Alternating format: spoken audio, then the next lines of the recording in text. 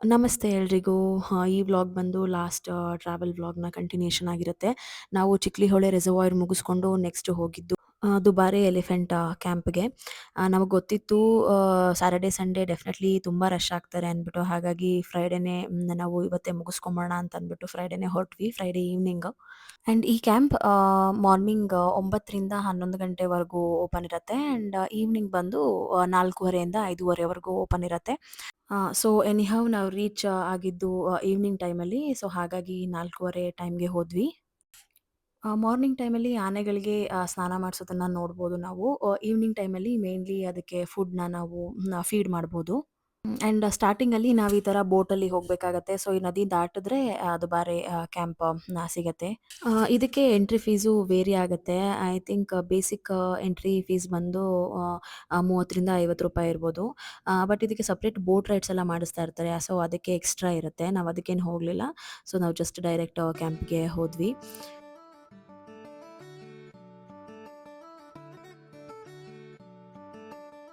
ನನಗೆ ಆನೆಗಳಂದ್ರೆ ಇಷ್ಟಾನೇ ನೋಡೋದಕ್ಕೆ ತುಂಬ ಒಂಥರ ಕ್ಯೂಟ್ ಅನ್ನಿಸ್ತವೆ. ಆ್ಯಂಡ್ ನನ್ನ ಮಕ್ಕಳು ಕೂಡ ನೋಡಿ ಖುಷಿಪಟ್ಟರು. ಅದನ್ನ ಮುಟ್ಸಕ್ಕೆ ಹೋಗ್ತಿದ್ದಾರೆ ನಮ್ಮಪ್ಪ, ನನ್ನ ಮಗಳು ಸ್ವಲ್ಪ ಹೆದರ್ಕೊಳ್ತಾ ಇದ್ಲು ಚಿಕ್ಕ ಮಗಳು. ಒಟ್ಟಾರೆ ಎಲ್ಲರೂ ಖುಷಿಪಟ್ಟರು.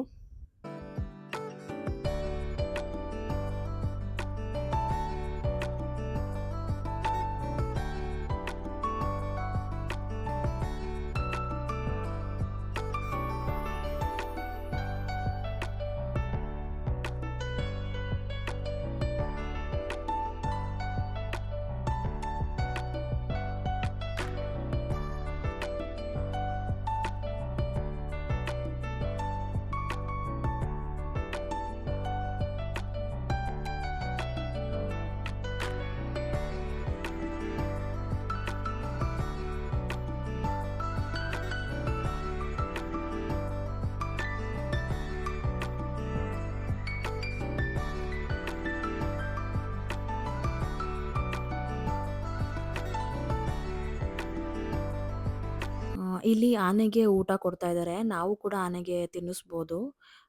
ಒಣ ಹುಲ್ಲಿಗೆ ಭತ್ತನ ಹಾಕಿ ಕೊಡ್ತಾರೆ. ಸೊ ಇದನ್ನ ನಾವು ಕೂಡ ಆನೆಗೆ ತಿನ್ನಿಸ್ಬೋದು. ಬಟ್ ₹40 - ₹50 ಚಾರ್ಜ್ ಮಾಡ್ತಾರೆ. ಹಾಗಾಗಿ ನಾವು ಒಂದೇ ಒಂದು ತಗೊಂಡ್ವಿ. ಬಿಕಾಸ್ ನನ್ನ ಮಗಳಿಗೆ ಆಸೆ ಇತ್ತು ಆನೆಗೆ ತಿನ್ನಿಸ್ಬೇಕು ಅಂತ. ಹಾಗಾಗಿ ಅವಳಿಗೋಸ್ಕರ ತಗೊಂಡ್ವಿ ಆ್ಯಂಡ್ ಅವಳು ಆನೆಗೆ ತಿನ್ಸಿದ್ಲು ಕೂಡ, ಖುಷಿಪಟ್ಳು.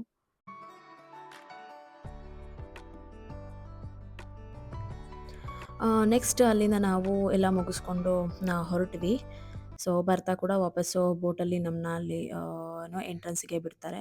ಸೊ ದುಬಾರಿ ಎಲಿಫೆಂಟ್ ಕ್ಯಾಂಪ್ ಹೀಗಿತ್ತು, ಚೆನ್ನಾಗಿತ್ತು. ಒಳ್ಳೆ ಟೈಮ್ ಸ್ಪೆಂಡ್ ಮಾಡಿದ್ವಿ. ಈಗ ನೆಕ್ಸ್ಟ್ ನಮ್ಮ ಪಯಣ ನಾವು ಬುಕ್ ಮಾಡಿರೋ ಸ್ಟೇಗೆ.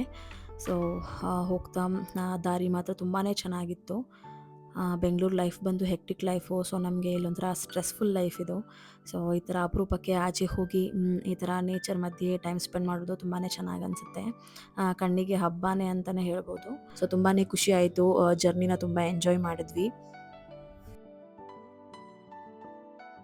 ಆ್ಯಂಡ್ ನಾವು ಸ್ಟೇಗೆ ಹೋಗೋ ಅಷ್ಟರಲ್ಲಿ ನೈಟ್ ಆಗೋಗಿತ್ತು. ಸೊ ನೈಟ್‌ಗೆ ಊಟ ಕೂಡ ನಾವು ಅಲ್ಲೇನೇ ಹೇಳಿದ್ವಿ ಮಾಡೋದಕ್ಕೆ.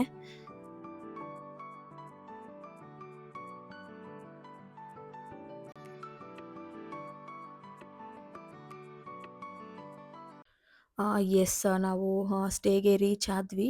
ಸೊ ನಾವು ಹೋಗಿದ್ದು ಸ್ಟೇ ಬಂದು ಇಬ್ಬನಿಕಾಡು ಎಸ್ಟೇಟ್ ಅಂತ. ಐ ಹೋಪ್ ಸುಮಾರು ಜನಕ್ಕೆ ಗೊತ್ತಿರ್ಬೋದು ಇದು.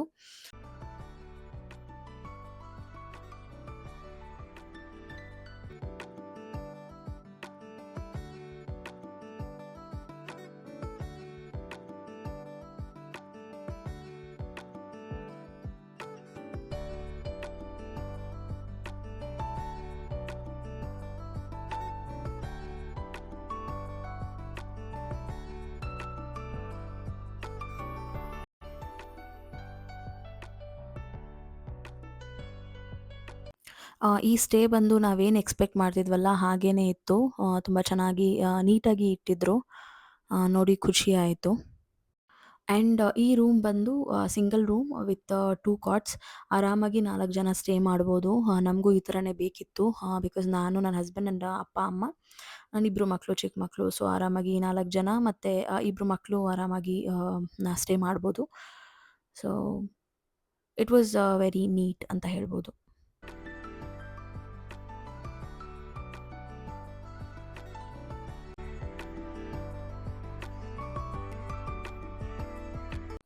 ಆ್ಯಂಡ್ ಇಲ್ಲಿ ಟಿವಿ ಕ್ಯಾಬಿನೆಟ್ಟು ಮತ್ತೆ ಫ್ಯಾಮಿಲಿ ಎಲ್ಲ ಕುತ್ಕೊಂಡು ಟೈಮ್ ಸ್ಪೆಂಡ್ ಮಾಡೋದು ಆ ಥರ ಒಂದು ಸೆಟಪ್ ಕೂಡ ಇತ್ತು. ಸೊ ಅದು ನೋಡಿ ಕೂಡ ನನಗೆ ಇಷ್ಟ ಆಯಿತು. ಆ್ಯಂಡ್ ಒಂದು ಬಾಲ್ಕನಿ ಬರುತ್ತೆ ಇದಕ್ಕೆ. ಆ ಬಾಲ್ಕನಿಯಿಂದ ಎಸ್ಟೇಟ್ ವ್ಯೂ ನೋಡಕ್ಕೆ ಸಿಗತ್ತೆ ನಮಗೆ.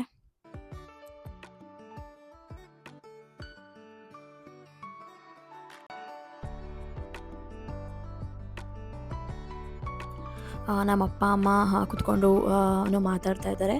ಸೊ, ಅಷ್ಟರಲ್ಲಿ ನಾನು ಪಾಪುಗೆ ಸರಿ ಮಾಡ್ಕೊಳ್ಳೋಣ ಅಂತ ನಾನು ಮಾಡ್ಕೊಳ್ತಾ ಇದ್ದೀನಿ. ನಿಮ್ಗೆ ಅನ್ಸಿರ್ಬೋದಲ್ವಾ ಚಿಕ್ಕ ಮಗು ಕರ್ಕೊಂಡು ಹೋಗಿದ್ದಾರೆ ಹೇಗೆ? ಅದಕ್ಕೆ ಊಟ ಎಲ್ಲ ಏನು ಕೊಡ್ತಾರೆ ಅಂತ ಅಂದ್ಬಿಟ್ಟು. ಸೊ, ನಾನು ಮನೆಯಲ್ಲೇ ಮಾಡ್ಕೊಂಡಿರೋ ಸರಿ ಪೌಡರ್ ಇತ್ತು. ಸೊ, ಅದನ್ನ ತಗೊಂಡು ಬಂದಿದ್ದೆ. ಆ್ಯಂಡ್ ಗುಡ್ ಲೈಫ್ ಹಾಲು ಸಿಗುತ್ತೆ ಅಲ್ವಾ ಚಿಕ್ಕ ಚಿಕ್ಕ ಪ್ಯಾಕೆಟು. ಅದನ್ನ ನಾವು ಫ್ರಿಡ್ಜಲ್ಲಿ ಇಡ್ದೇನೂ ಯೂಸ್ ಮಾಡ್ಬೋದು. ಸೊ, ಅದನ್ನ ತಗೊಂಡು ಬಂದಿದ್ದೆ. ಒಂದು ಎಲೆಕ್ಟ್ರಿಕ್ ಸ್ಟವ್ ಕೂಡ ತಗೊಂಡು ಬಂದಿದ್ವಿ.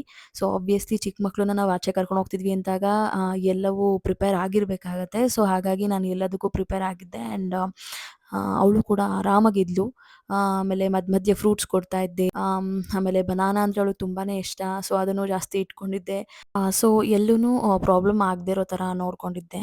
ಆ್ಯಂಡ್ ಹೋಗಿದ ತಕ್ಷಣ ಅವಳಿಗೆ ಸರಿ ಮಾಡಿನೂ ತಿನ್ನಿಸ್ದೆ. And she was very active ಅಂತ ಹೇಳ್ಬೋದು.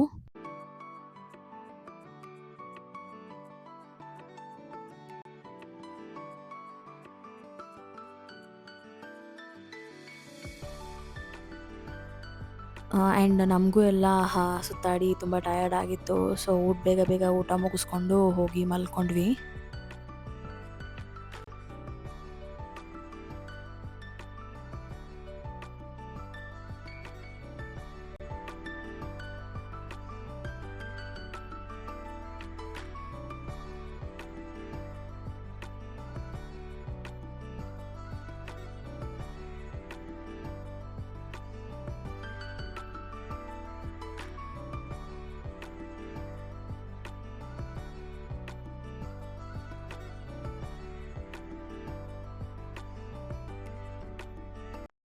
ಬೆಳಗ್ಗೆನೂ ಆಯಿತು. ಆ್ಯಂಡ್ ರಾತ್ರಿ ನಾವು ರೀಚ್ ಆಗಿದ್ದು ಲೇಟ್ ಆಗಿದ್ರಿಂದ ಆಚೆ ಏನೂ ನೀಟಾಗಿ ಕಾಣಿಸ್ತಿರ್ಲಿಲ್ಲ.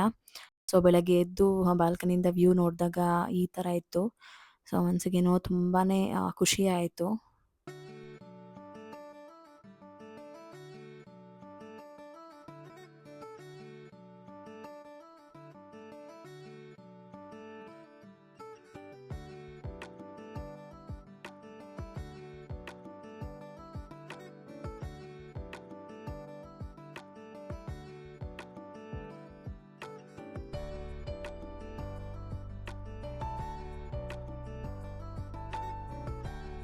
ಆ್ಯಂಡ್ ಯೆಸ್ ಎಲ್ಲರೂ ಎದ್ದು ಫ್ರೆಶನ್ ಅಪ್ ಆಗಿ ಟಿಫನ್‌ಗೆ ಅಂತ ಕೆಳಗಡೆ ಹೋದ್ವಿ. 3 ತರಹದ ಅಡುಗೆ ಮಾಡಿದ್ರು. ಟಿಫನ್ನು ತುಂಬಾನೇ ಚೆನ್ನಾಗಿತ್ತು. ಆ್ಯಂಡ್ ಟಿಫನ್ ಇಲ್ಲಿ ಕಾಂಪ್ಲಿಮೆಂಟರಿ ಇತ್ತು ನಮಗೆ. ಬಟ್ ಸ್ಟಿಲ್ ಅವರೆಲ್ಲೂ ಕಾಂಪ್ರಮೈಸ್ ಆಗಿರಲಿಲ್ಲ. ವೆರೈಟೀಸ್ ಆಫ್ ಫುಡ್ ಮಾಡಿದ್ರು. ಖುಷಿ ಆಯಿತು.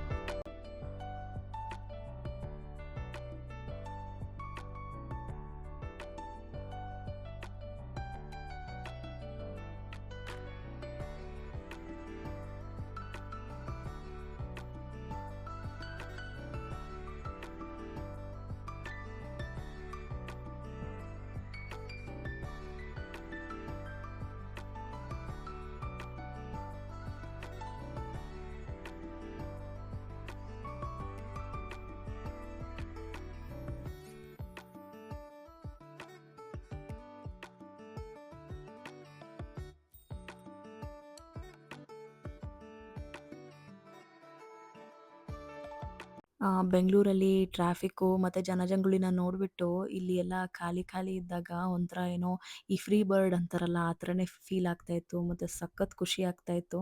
ನನ್ನ ಮಗಳು ಕೂಡ ಅವಳು ಫುಲ್ಲು ಅಲ್ಲೆಲ್ಲ ಓಡಾಡಿಕೊಂಡು ಸಖತ್ ಎಂಜಾಯ್ ಮಾಡ್ತಿದ್ಲು. ಸೊ ನನಗಂತೂ ಬಹಳಾನೇ ಖುಷಿ ಆಯಿತು. ಆ್ಯಂಡ್ ಯೆಸ್ ನಾ ಈ ವಿಡಿಯೋನ ಇಲ್ಲಿಗೆ ಎಂಡ್ ಮಾಡ್ತೀನಿ. ಬಿಕಾಸ್ ತುಂಬ ಲಾಂಗ್ ಆಗಿಬಿಡುತ್ತೆ ಈಗ ಆಲ್ರೆಡಿ ಲಾಂಗ್ ಇದೆ. ಸೊ ನೆಕ್ಸ್ಟ್ ಎಲ್ಲಿ ಹೋಗ್ತೀವಿ ಹೇಗಿರುತ್ತೆ ನಮ್ಮದು ಸೆಕೆಂಡ್ ಡೇ ಅನ್ನೋದನ್ನ ನಾನು ಕಂಟಿನ್ಯೂ ಮಾಡ್ತೀನಿ ನೆಕ್ಸ್ಟ್ ವ್ಲಾಗಲ್ಲಿ. ಸೊ ಹೀಗೆ ನೋಡ್ತಾ ಇರಿ. ಆ್ಯಂಡ್ ಯಾರೆಲ್ಲ ನನ್ನ ಚಾನಲ್ನ ನೋಡ್ತಿದ್ದೀರಾ ದಯವಿಟ್ಟು ಸಬ್ಸ್ಕ್ರೈಬ್ ಮಾಡ್ಕೊಳ್ಳಿ, ಬ್ಲೆಸ್ ಮಾಡಿ ಅಂತ ಕೇಳ್ಕೊಳ್ತೀನಿ. ಮತ್ತಷ್ಟು ಪ್ಲೇಸಸ್ ಜೊತೆ ನೆಕ್ಸ್ಟ್ ವ್ಲಾಗಲ್ಲಿ ಸಿಗ್ತೀನಿ. ಅಲ್ಲಿವರೆಗೂ ಟೇಕ್ ಕೇರ್, ಬಾಯ್.